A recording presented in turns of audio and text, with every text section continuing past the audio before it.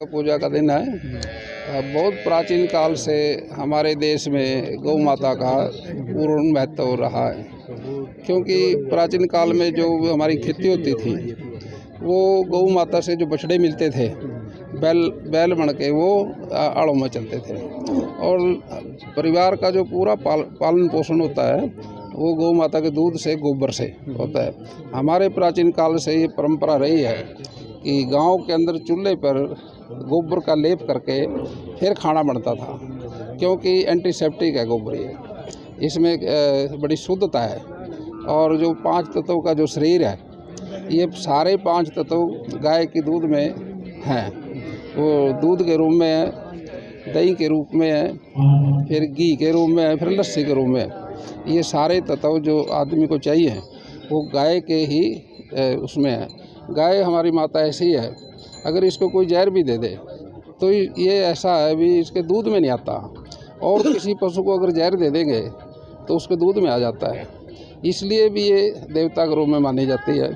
इसकी हर चीज़ कीमती है, गोबर से लेके, मूत्र से लेके, पेशाब से लेके और दूध तक, गौमूत्र, ये हर तरह से पूर्ण तौर से देवता के रूप में मानी जाती है, क्योंकि इसकी हर चीज़ कीमती है। सर, गाँव का जो हालात है इसमें गोधन सड़कों पर रहता है, नई पॉलिसी आप लाएंगे, आपसे बड़ी उम्मीद है, किसान है, धरती पुत्र है, तो बड़ी उम्मीद रखते हैं गौपालक, जो गौ भक्त हैं आपसे, गाँवों की स्थिति सुधरेगी। जो असल में जब से भारतवर्ष अंग्रेजों का राज रहा, वो उस समय से लेके देश में जो सरकारें आई उन्होंने इसकी तरफ ध्यान नहीं दिया। भारतीय जनता पार्टी की सरकार जब से देश में आई है तब से इस पे विचार शुरू हुआ है, क्योंकि हमारी जो नस्ल है गौओं की बहुत विश्व प्रसिद्ध है। जैसे गिरिड नस्ल है गुजरात की, साहिवाल है, थारपारकर है, हरियाणा नस्ल है। ये हमारी सब देसी नस्लें जो हैं इनका दूध भी और गौओं से ज़्यादा बेहतर है। A2 है, जो खाने में पीने में बहुत शक्ति देता है हमारे को। इसलिए हमारी सरकार ने गौ सेवा आयोग का चेयरमैन भी बनाया अलग से, और इस पर काफ़ी काम हो जाएगा सर, बहुत संख्या में। DAP के मुद्दे पे क्या कहेंगे? DAP का मुद्दा बहुत चर्चा में, आज भी कई जिलों में DAP खत्म होने के कगार पे है, तो क्या प्रयास क्या रहेंगे? देखिए, ये तो हमारा जो कृषि प्रधान देश है और खेती हमारी खुले आसमान में है, बहुत बड़ा सेक्टर है एग्रीकल्चर का। इसमें जो खाद है DAP वो विदेश से आता है, साउथ अफ्रीका से, और वहाँ से हमारे को 2 साल पहले बुकिंग करानी पड़ती है इसकी, और आ भी रहा है। हर रोज़ एक ट्रेन आ रही है लगातार।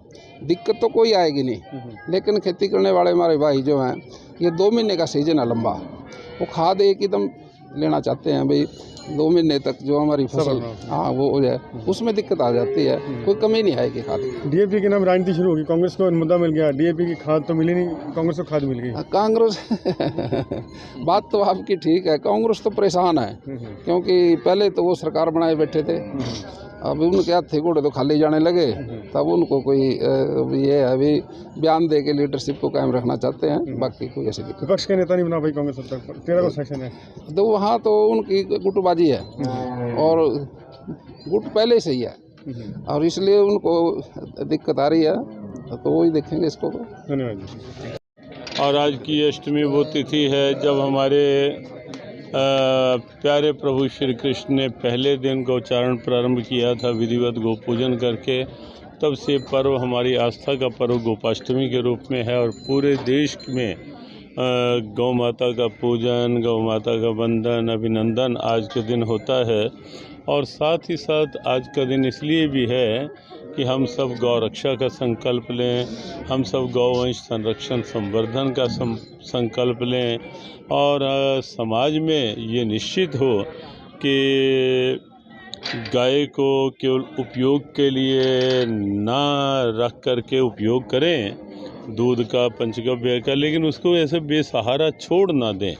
और प्रशासन लगा है कि कैसे बेसहारा गौवंश को उचित सम्मान स्थान मिले। तो हमें लगता है कि इस वर्ष जो गोपाष्टमी आई है, अब ये प्रदेश पूरी तरह बेसहारा गौवंश से मुक्त हो, प्रशासन, सरकार अपनी भूमिका निभाए, समाज अपनी भूमिका के प्रति जागरूक हो, और हम सब मिलकर के जब ऐसा प्रयास करेंगे तो निश्चित रूप से गौ माता हर प्रकार से एक समाधान के रूप में हम सब के समक्ष होगी। पर्यावरण शुद्धि के रूप में, राष्ट्र गौरव वृद्धि के रूप में, शारीरिक रोगों की निवृत्ति के रूप में सब तरह का सम्मान हमें गौ माता से मिल सकता है। तो आज की गोपाष्टमी पर्व की बहुत बहुत शुभकामना, मंगल कामना। सुबह पेवा गए, अब कुरुक्षेत्र, फिर अभी करनाल हाँ, क्योंकि इस क्षेत्र में अपने कृष्ण कृपा भाव से कई जगह गौशालाएं हैं, तो सब में तो नहीं जा पाएंगे। कहीं पेहवा सुबह सुबह गौ पूजन का एक बड़ा कार्यक्रम था, अब थोड़ा यहाँ गौ पूजन करके करनाल और आसपास की कुछ गौशालाओं में जाने का रहेगा और रात्रि तक वृंदावन गौ माता के पास पहुँचेंगे। तो ये सब इसीलिए है कि गौ सेवा के प्रति समाज में एक अच्छी जागृति का वातावरण बने।